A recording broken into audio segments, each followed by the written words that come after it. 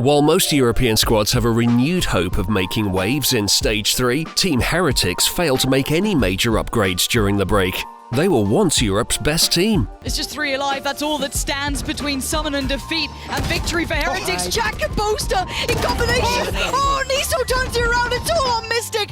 Heretics are your Valorant first strike European champion. But are now at risk of fading away. Heretics have undergone almost a full rebuild prior to Stage 3, losing 4 players and retooling their roster around IGL Lowell, but the changes are far from upgrades.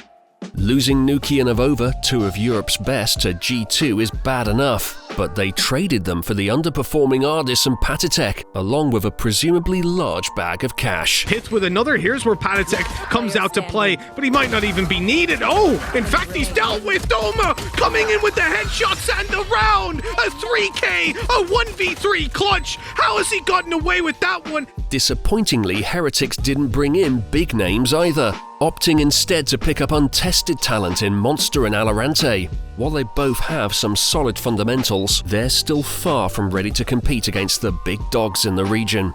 But player downgrades alone aren't the only thing that will plague Team Heretics moving forward. The Spanish org has done nothing to address the team's shortcomings, such as a lack of adaptability that makes their plays telegraphed and predictable. The Heretics on this playback through, but it's Lowell this time. There's Pora finding his form, but CNED's still going to try and equal this one out with his pick towards Lowell, on towards the side. They see it, but CNED, that's 1, that's 2, the third falls into play, and cometh the time, cometh the man, CNED refusing to relent again and again!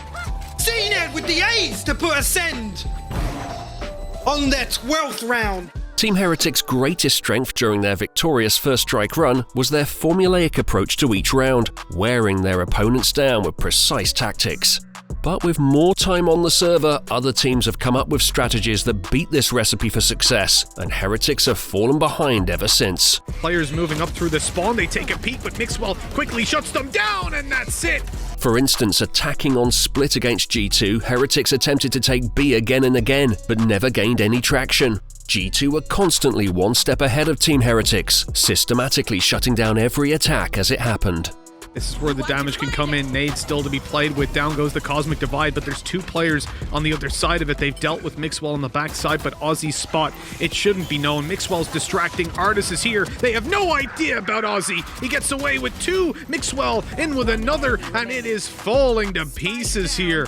Pora by himself and a 1v4, and a clean bounce back by G2. Round after round, Heretics would execute the same way, attempting to peek and outduel the G2 members. But G2 would switch their angles ever so slightly, and Heretics were unable to find the trades they needed. He's just on the perfect agent to make that kind of play. When he does that on an Omen, he gets 1 kill, maybe dies. Oh, I think Aussie just hit 2 headshots. Rabino is just about alive from the wall. Bangs! A quick scope needed, but Ardiis, he's here to save it again. Players just everywhere when they try to take a duel, and Ardiis capitalizes for 2. Team Heretics' saving grace came in the form of star fragger Nukkye. With the 2nd highest average damage per round in all of Europe, Nukkye was an X-factor that kept opponents on their toes. He managed to take a hyper-aggressive fight and continue to push up, healing himself as he went, taking headshot after headshot. But with his departure to G2, Heretics' top dog has been replaced with someone who won't live up to the high standards fans have after Nukkye's time on the squad. It's a little weaker, so they're trying to use aggression as a maybe leverage point, and it's not working. Valorant and Ardiis have now been worked out in middle. That was a straight walk down middle, just 2 of them, but they're not getting it anymore. The other pressing issue is G2's underperforming duo Ardiis and paTiTek. The now blown up G2 roster suffered similar issues to Heretics, developing a winning strategy early in Valorant that stagnated. G2 saw fit to replace what wasn't working, and Heretics have picked up the pieces. Monster is still alive. This makes it also possible. Yes, Monster's alive. His name works according to plan. 10 more seconds to get that spike down, and you see how far Killjoy is away. Ardiis might make the change, but it's not happening. Ardiis and paTiTek benefited the most from the early leg up G2 had on the competition. When things are going well for these 2 players, they enable each other to frag out. But when up against a wall, they won't be the answer to get their team out of the rut. I'm sure the silence is going to fall on their Discord as Akuma, he wants in, he's creeping closer, he takes it! The man is so bold and paTiTek's dead! And so are G2's hopes of going to Masters. Ardiis in particular was praised as the best Sova in Valorant early on, but has been unable to make nearly as big of an impact in recent months, constantly getting caught out on his agent of choice. Only a one-round streak, seemingly, except Ardiis got something to say in this 46 points of health. That doesn't make it any easy. The Tasmanian Tiger jumping in your face as well. That's disaster coming. I don't see anything. It's time to shoot someone. Finally, that little circus show comes to an end. With a feast or famine playstyle, Ardiis and paTiTek spent the end of their tenure on G2 making over-aggressive plays in the mid-round that would throw winning setups. The gravity well's going to make things awkward, forces him to face up, but Magnum on the elbow is clearing up so far. Even when G2 are going into them head-on, Fnatic are just immovable.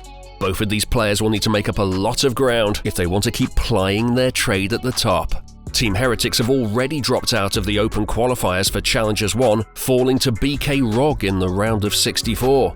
Now it's a bit of a mind game, but here he comes dropping down. Only one remains. Ardiis should fall. Ardiis does fall. While a lack of practice played a role in their disappointing results, all of Heretics' previous problems made sure to rear their heads throughout the series. It's still on. They still need to make a move, still need to make a change, still need to make it work, and it's one more chance that they have. Look at the HP. 29 paTiTek has left, and there's no room for error at all. He's making it.